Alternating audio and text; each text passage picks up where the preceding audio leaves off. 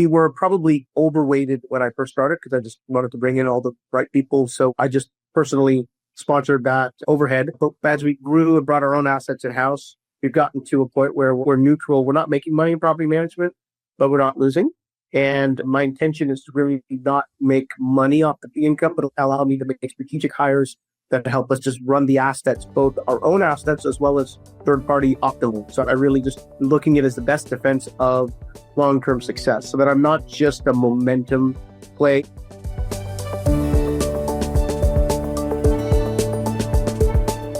Today on the show, I have the pleasure of speaking with Robert Pereira. Robert has founded ARC Multifamily Group, and he is a real estate industry veteran for over 2 decades, investing and operating experience across a vast array of investment options. In addition to managing capital and structuring deals, Robert has personally managed over $120 million of construction and over $450 million of value-add residential multifamily since 2008.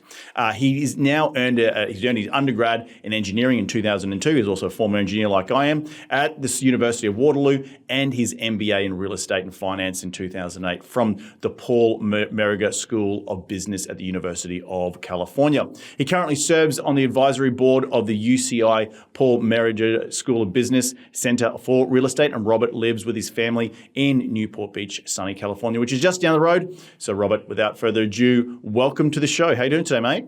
I'm great. Thank you, Reed. Thanks for having me. We met many years ago at a book launch slash boot camp. And at the time, you were doing a bunch of hard money loans and fix and flipping.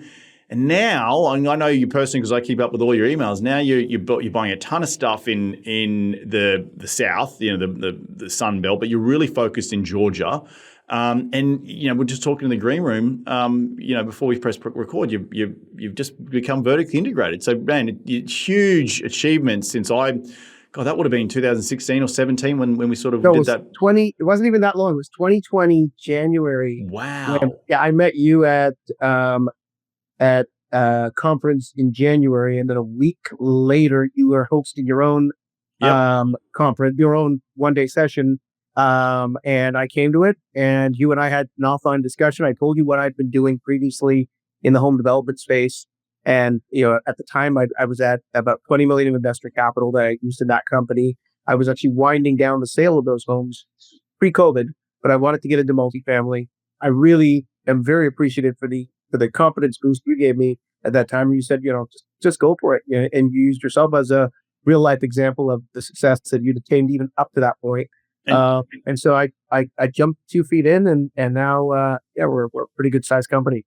That's 7 awesome. squeeze, 2,500 units across 3 states and growing. I'm on your mailing list. I'm seeing all the growth. But before we dive into what you've achieved, just let's rewind the clock and tell me how you made your first ever dollar as a kid. Probably came from my parents.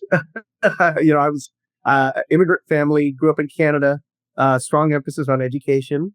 So I did have some part-time jobs when I was in high school. I actually worked at a bank in my senior year between finishing in high school and going to college. Got some exposure. I was able to get into an entry level position, but I really got exposure into who did serious banking. And as I went into engineering, I already had an idea that entrepreneurship was the way to go. Tough road, but with more reward that came with that risk. And so, I had hit the ground running, and then went to undergrad in Canada as an engineer. When I finished in 2002, had an opportunity to come work for Broadcom in Irvine, California. That brought me to Orange County. Broadcom is now probably one of the top 5 size-wise in market cap. They're like $1.3 trillion. They were a lot smaller when I was there as an engineer, but they were very successful. A lot of my investors have come from my friends and colleagues at Broadcom. Very blessed to have that. But I was an engineer for a good 10 years, went to business school and focused in real estate, finished business school in 2008. And for that, because there was no jobs in real estate, I created one for myself. We started flipping homes, myself and a couple of partners, built up a home development company prior to ARC. What made you get want to make the shift? Because I remember when I met you, you'd built something that was really successful. Why not just stay there and keep growing that? And what is it with entrepreneurs trying to constantly change lanes? In my case, Reed, it was one where I knew I couldn't scale further. And, we had about 20 million investors in my capital stack. We've grown sizably since then. But at the time, I was talking to you about the fact that I was building luxury homes. And so I said to you, I've got, we were going over sharing your portfolio that you had, Texas-based at the time. And, I understood multifamily. I'd actually studied models a dozen years before at Mirage School, but because I never got into it, I wasn't practicing.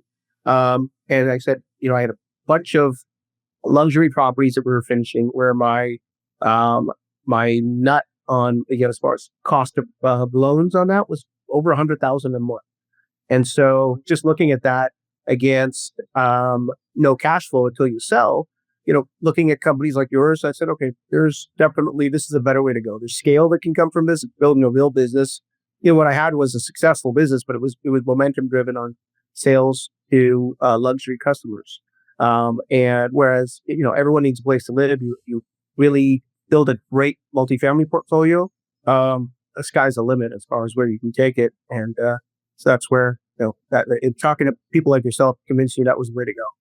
Well, it's interesting you say that because, being an operator, and you're just an operator, and probably that's why you opened up, we'll get into why you opened up property management. Like just being a GP is also pretty, you've got to get the deals done, right? And there's not a ton of cash flow for GPs as well, which is maybe next to my next question is, why did you start the property management business? Is that part and parcel of creating more of a sustainable entity? Because, we've all seen, and I've been on this podcast talking a lot about the decline in sales, right, of multifamily and transactions with higher interest rates. And when that dries up and you're a GP that just does, you've got to get fees and all that sort of stuff to keep the lights on and asset management fees and construction management fees, like when deal flow stops, then so does the business, right? Or not, but there's not that it stops instantly, but there's a short period of time before that can run out because you've got to get more deals in the pipeline. So 100%. Was that why the property management integration came in for ARC? That was definitely part of it. But the biggest impetus was the fact that I didn't feel like I had full control over the assets that we owned and operated. We'd gotten up to 2,000 doors, 8 assets. We're running well, but I started hiring my own asset management team that was doing more of the property management than the third-party companies that we'd hired to do the work, because I didn't want to leave any stone unturned.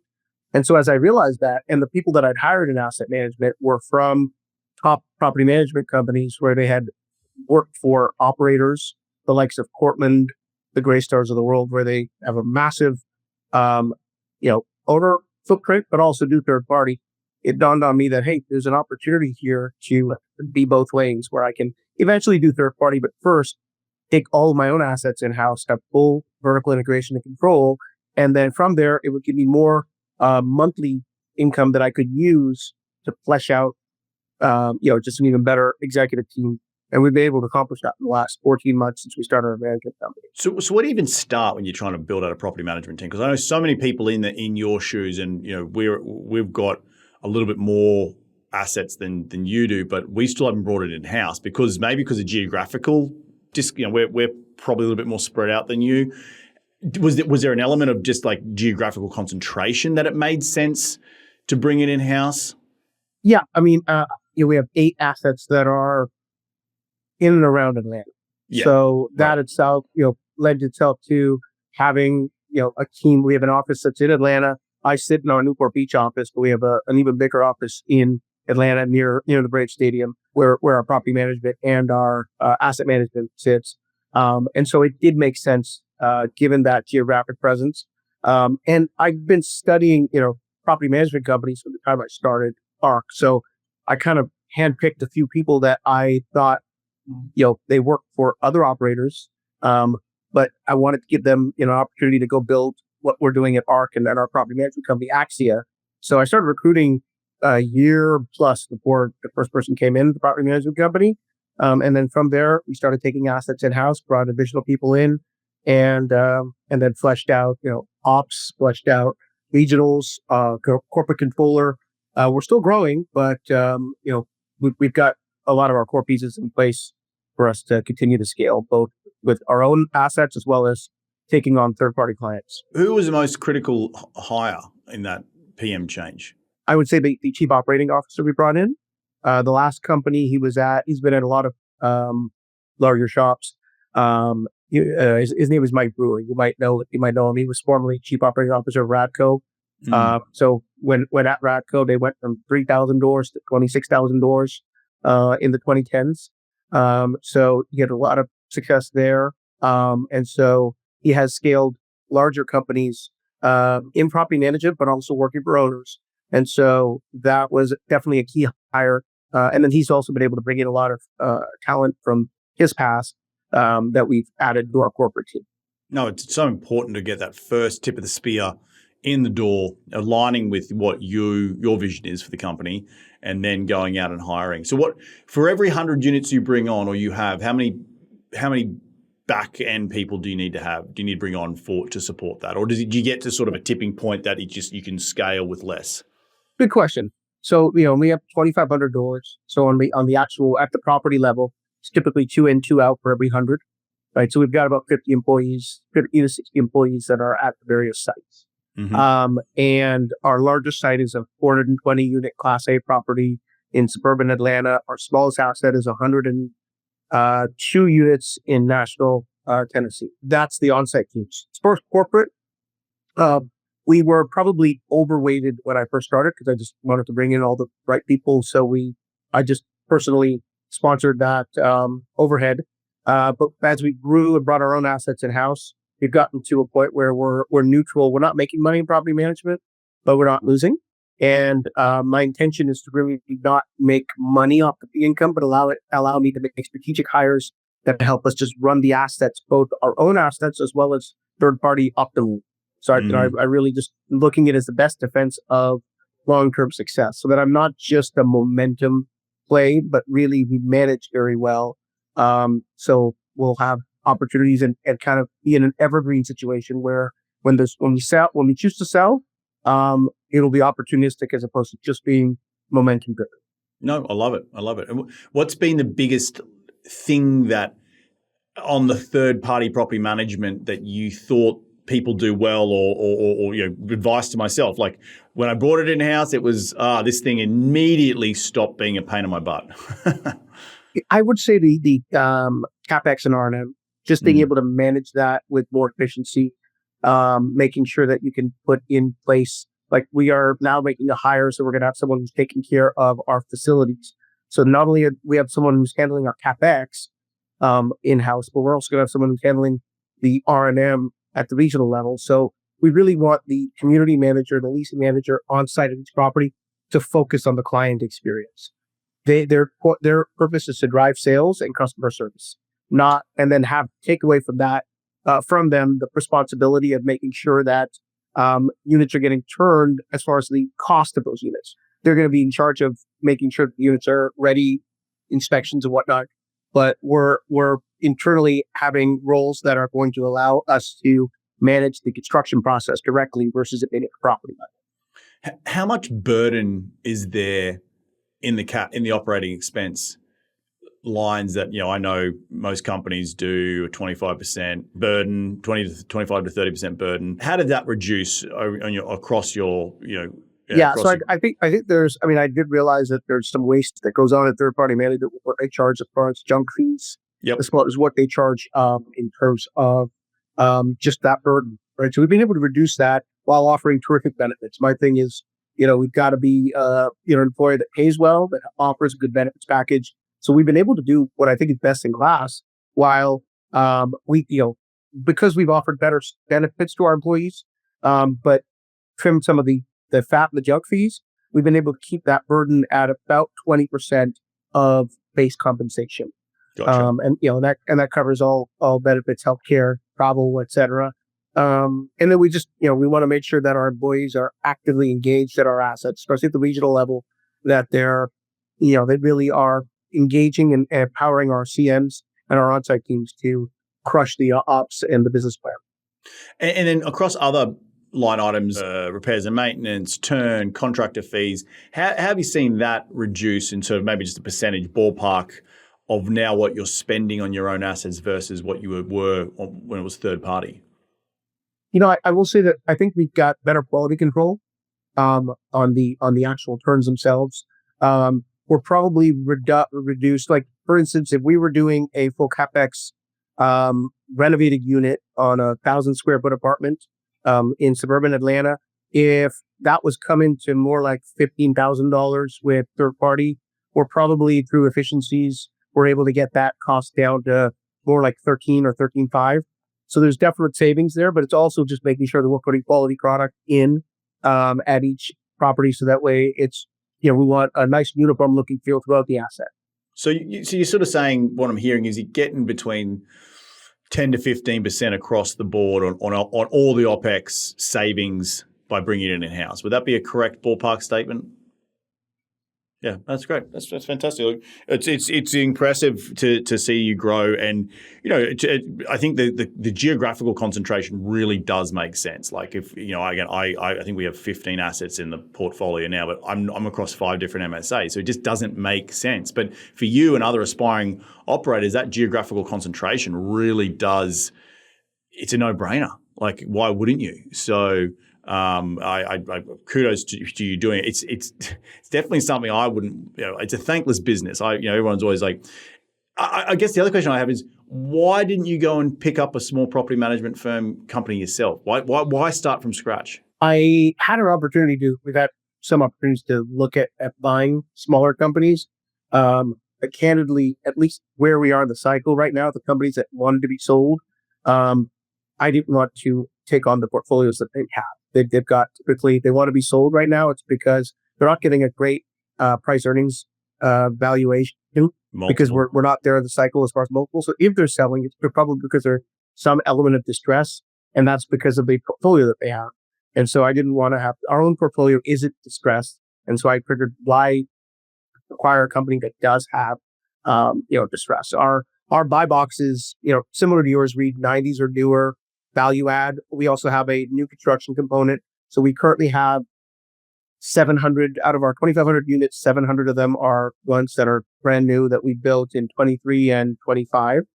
We've got another. As far as what's in our pipeline, we've got 500, a little bit less than 500 value add units that we're looking to acquire between now and the end of the year, and then we've got another a little bit over 500 new construction units that are going to take delivery in 2026 through early 2027. So we have a healthy combination of the two.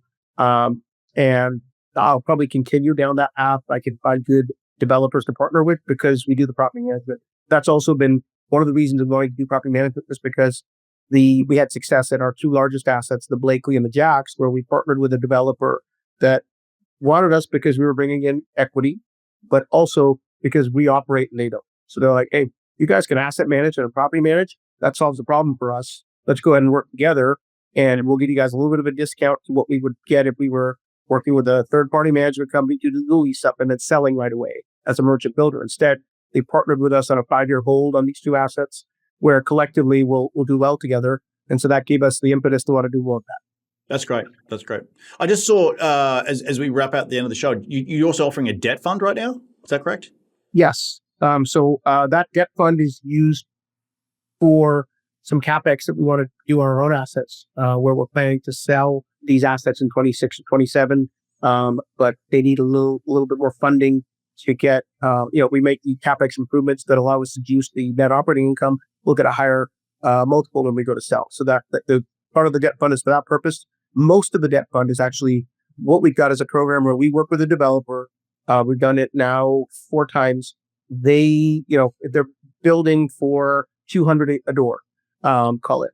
We will come in for, first is a construction loan that's typically at 60% of that 200. And it will come in for, so they'll come in for the first 60, that construction lender will be into the next 20 as debt. And then the developer brings equity in for the remaining 20. So they only have to bring half of the total equity, the non-construction loan equity, to get the deal done. We come in for a fixed fee from them. And our debt is convertible to equity. So we actually have an opportunity where those who are coming in for that short-term debt can convert to equity when we buy out that complex in partnership with the developer when we're done. Love it. Love it, mate. You sound like you're an extremely busy man doing a lot of things, cooking all the pots on the stove. What's the big plan? What's the big goal between now and the end of the year? Between now and the end of the year, I'm hoping we finish the year at closer to 3,000 units, but closing on those 500 units. We've got a nice pipeline for 2026. We're bringing someone in to head up business development for a third-party management company. So I'm looking to, take on assets, including some of the ones you have. We'll improve ourselves. We'd love to, we have that mindset where I don't treat a third-party door any different than it would be one of our assets. Because, for me, it's like, just run it like you're the owner and have full accountability. It allows everyone to succeed together. So that's the goal. And then in 26 and 27, more ownership of new doors. And then, I'd love to finish 2027 at 10,000 units between, maybe 5,000 third party, 5,000 that we own and operate. Yep. So those are our stretch goals over the next 2.5 years. Love it, my friend. Well, look, at the end of every show, we like to dive into the top 3 investing tips. You ready to get into it? Yes, absolutely. Maybe, mate, what is the daily habit you practice to keep on track towards your goals?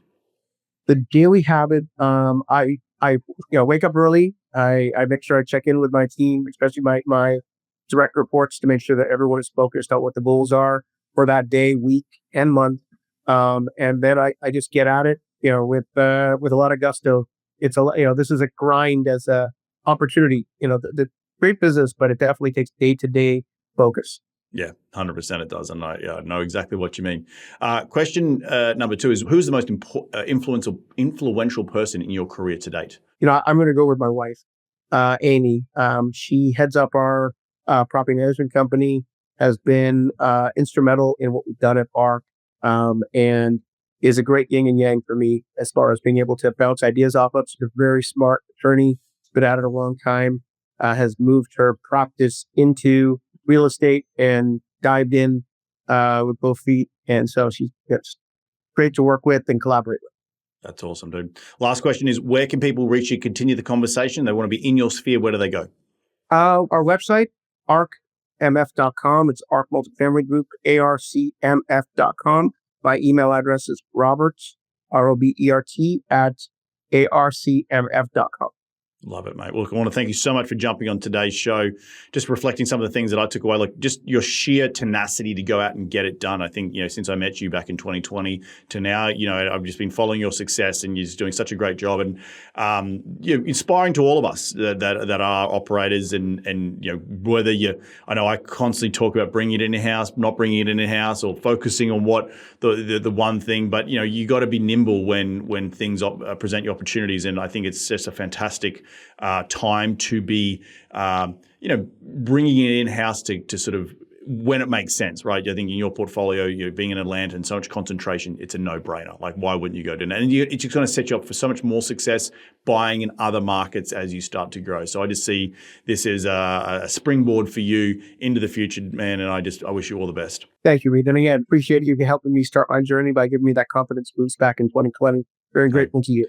Very, very easy stuff. Well, look, thank you for taking some time to jump on the show. Enjoy the rest of your week, and we'll catch up very, very soon. Thank you. You too. Well, there you have another cracking episode jam-packed with some stuff that Robert is doing and crushing it across the multifamily space and in the development space. If you do want to check him out, remember, it is Robert, ROBERT, at arcmf.com. Please check him out and all the things that he's doing over at his multifamily firm, because it is such a value to understand when you have someone on your side, even as a third-party property manager, who understands the ownership side. So please check out Robert if you're interested in bringing him on board. I want to thank you all again for taking some time out of your day to tune in to continue to grow your financial IQ, because that's what we're all about on this show. The easiest way to give back to this show is to give it a 5-star reviews on iTunes, or you can share it with a friend, and we'll do it all again next week. So remember, be bold, be brave, and go give life a crack.